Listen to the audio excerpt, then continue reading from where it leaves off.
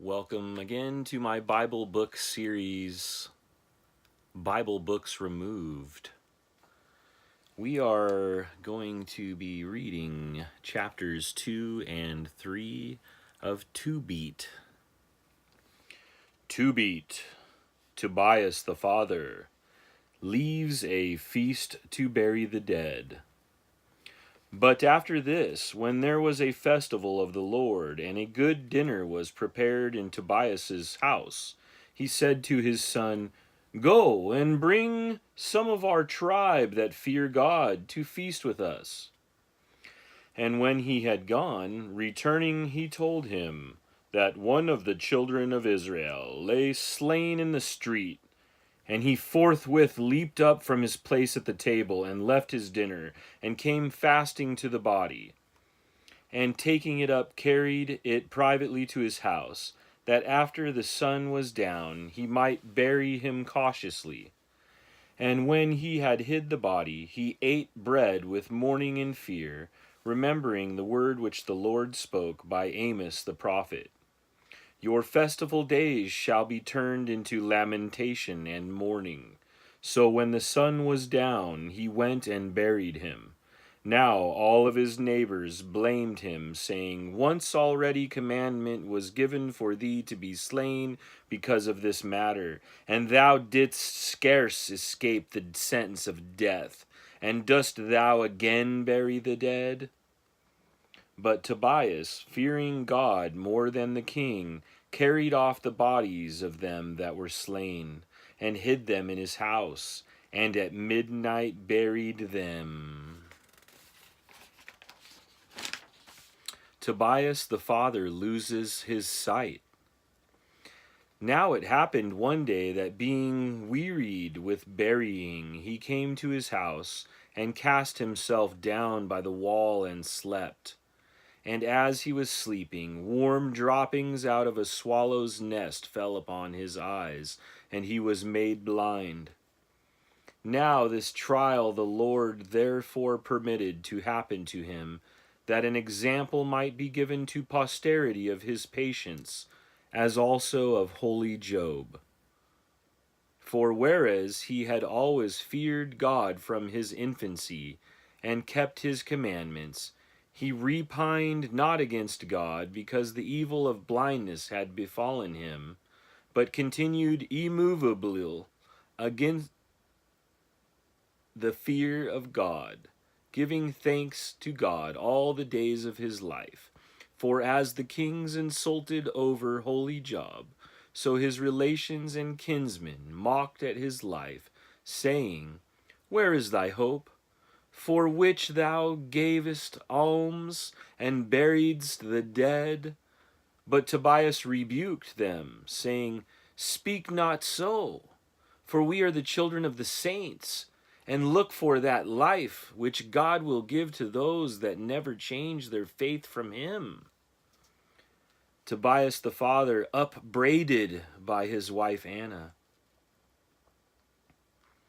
Now Anna his wife went daily to weaving work, and she brought home what she could get by their living by the labor of her hands, whereby it came to pass that she received a young kid, and brought it home.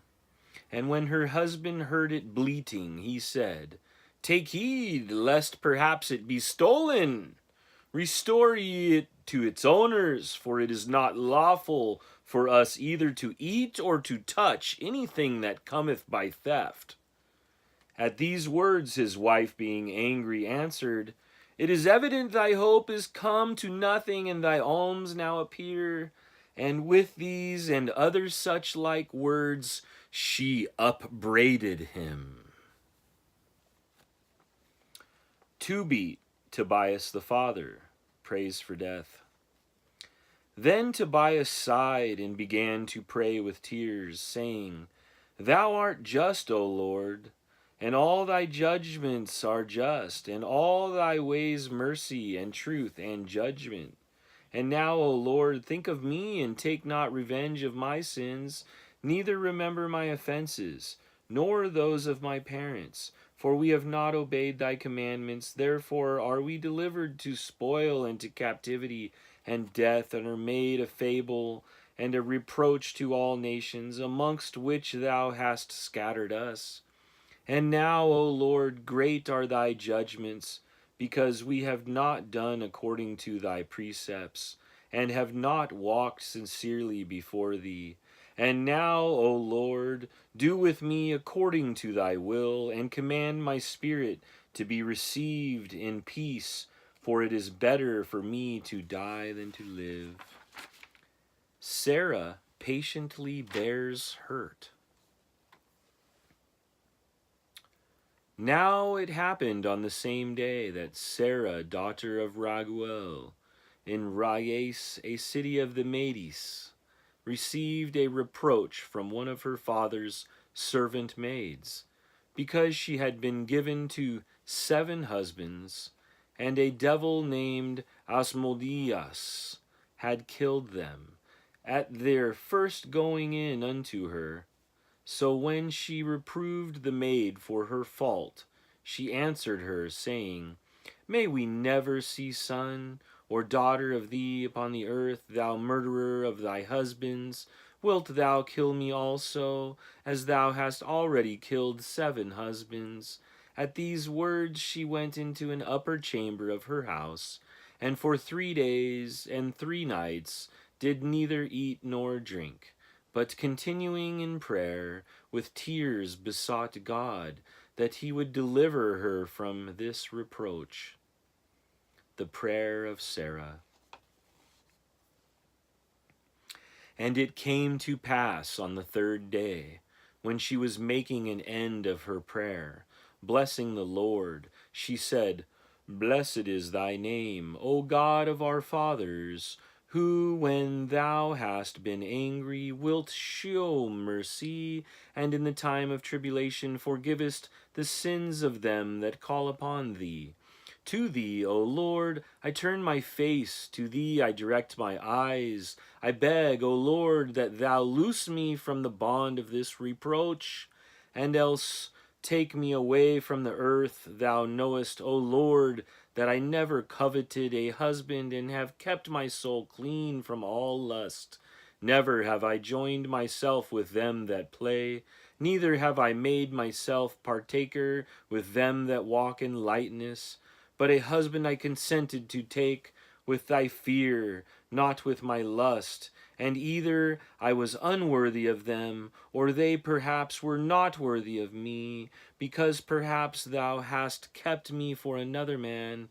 For thy counsel is not in man's power, but this every one is sure of that worshippeth thee, that his life, if it be under trial, shall be crowned, and if it be under tribulation, it shall be delivered, and if it be under correction, it shall be allowed to come to thy mercy. For thou art not delighted in our being lost, because after a storm thou makest a calm, and after tears and weeping thou pourest in joyfulness.